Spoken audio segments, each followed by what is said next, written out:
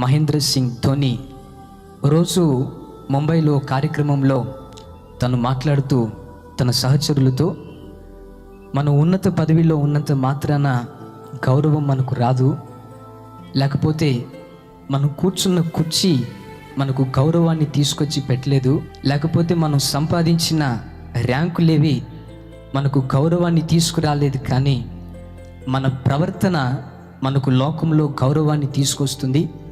అందుకనే మొట్టమొదట మన సహచరులతోనైనా లోకంలోనున్న ప్రజలతోనైనా మనం ప్రవర్తన ఎంత మాదిరికరంగా చూపిస్తే అంత గౌరవం మనకు వస్తుంది అని చెప్పి ఒక కార్యక్రమంలో తను మాట్లాడారు. వాక్యం వింటున్న దైవజనమా, లోకంలో చాలామంది ప్రజలు ఉదయం లేచింది మొదలుకొని రాత్రి పడుకునే వరకు రెక్కలు ముక్కలు చేసుకొని కష్టపడతారు. నెల తిరిగేసరికి ఏమంటారో తెలుసా? నెలలో 50-60 వేలు సంపాదిస్తున్నాను, కానీ నెల చివరికి వచ్చేసరికి మరలా ఎక్కడో చోట అప్పు చేయాల్సి వస్తుంది, సంపాదించిన సంపాదన ఏమవుతుందో అని కొంతమంది మాట్లాడుతూ ఉంటారు.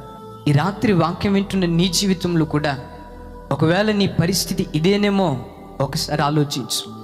నెలంతా కష్టపడి సంపాదిస్తావు, చివరికి వచ్చేసరికి ఆ సంపాదన ఏమైపోతుందో అర్థం కాని పరిస్థితిలో ఉంటే ఈ రాత్రి ప్రభు అంటున్నాడు, నీ ప్రవర్తనను గురించి ఒకసారి ఆలోచించు.